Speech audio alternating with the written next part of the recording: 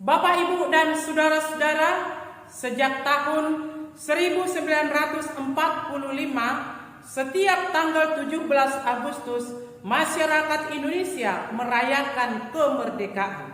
Kemerdekaan itu adalah hak segala bangsa. Sama-sama mengaminkan bahwa kemerdekaan itu adalah pemberian Tuhan, anugerah Tuhan. Maka melalui bambu runcing, masyarakat Indonesia dapat mengalahkan dan mengusir penjajah. Maka setiap orang layak menikmati kemerdekaan ini.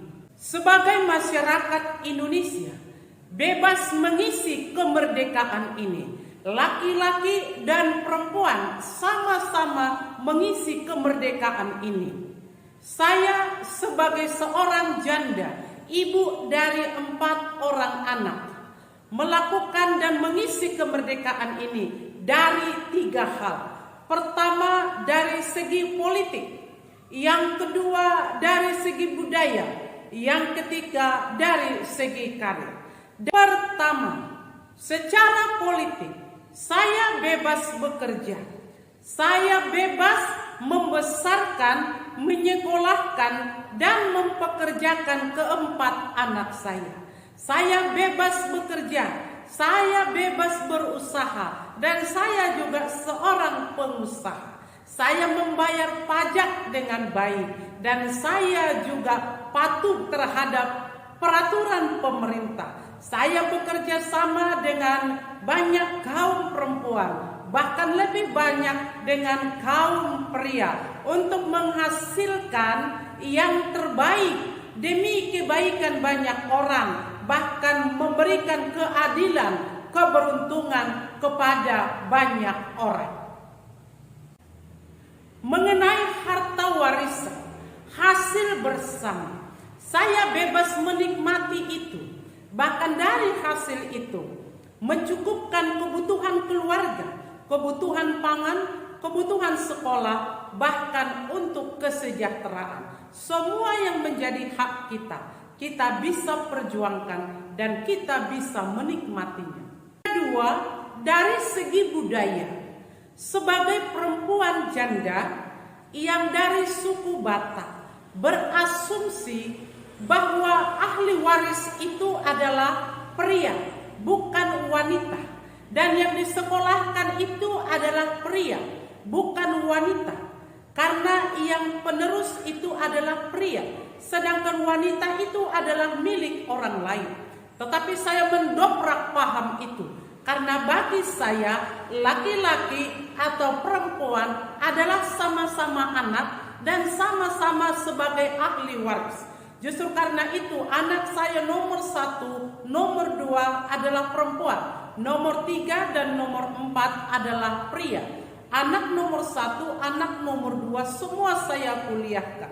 Bahkan ketika saya menyekolahkan anak saya nomor 2 masuk ke universitas kedokteran, keluarga orang lain berkata, seyogianya anak laki-laki lah yang dikuliahkan. Karena anak perempuan itu penerus orang lain, sedangkan anak laki-laki itu adalah penerus sendiri. Tetapi saya berkata, semua anak yang mau belajar dan yang punya rezeki layak menerima kemerdekaan, layak menerima cita-cita mereka. Maka kedua putri saya telah tamat sarjana dan telah 2 bekerja. Bahkan anak saya laki-laki yang nomor 3 sudah bekerja, dan anak saya keempat sedang kuliah sekarang. Jadi bagi saya laki-laki perempuan itu adalah sama-sama ingin merdeka, ingin sekolah, ingin bekerja, ingin mengungkapkan pendapatnya, ingin didengarkan, dan ingin berkontribusi.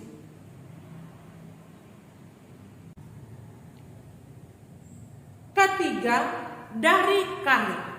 Bagi saya karir itu sangat penting. Pekerjaan itu sangat penting. Itu sebabnya dari kecil saya berusaha belajar keras, meskipun dari ekonomi yang sangat rendah, dari tempat pelosok, tetapi saya belajar dengan rajin, saya dapat beasiswa dan saya bisa bekerja. Sehingga dari pekerjaan ini saya mempunyai kekuatan. Sehingga 15 tahun menikah, umur 38 tahun saya sudah menjadi janda. Dan saya sudah menjalani profesi ibu tunggal 14 tahun.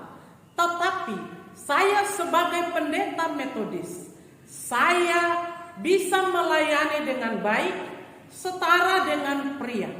Saya mendapat tempat, saya mendapat pendapatan, saya diperhitungkan membuat program, dan saya juga diperhitungkan kepanitiaan, ikut mengambil keputusan dan ikut melakukan program. Dan dalam hal ini, dari segi karir, aku mendapatkan kelayakan yang sebaik-baiknya setara dengan pria. Hingga saat ini saya bisa memberitahukan kepada publik, saya bisa duduk bersama dengan kaum pria, saya bisa berdiri bersama dengan kaum pria, saya bisa makan bersama dengan pria atau wanita, dan saya bisa bepergian dengan kaum pria dan kaum wanita. Dan saya tidak ada tuduhan yang negatif, karena saya dengan pria adalah sama-sama berpikir positif, bekerja dengan baik, berprogram dengan baik, mengambil keputusan dan melakukannya dengan baik. Bagaimana firman Allah tentang kemerdekaan? Galatia 5 ayat 13 berkata, "Saudara-saudara, memang kamu telah dipanggil untuk merdeka. Tetapi janganlah kamu mempergunakan kemerdekaan itu sebagai kesempatan untuk kehidupan dalam dosa, melainkan layanilah seorang akan yang lain oleh kasih."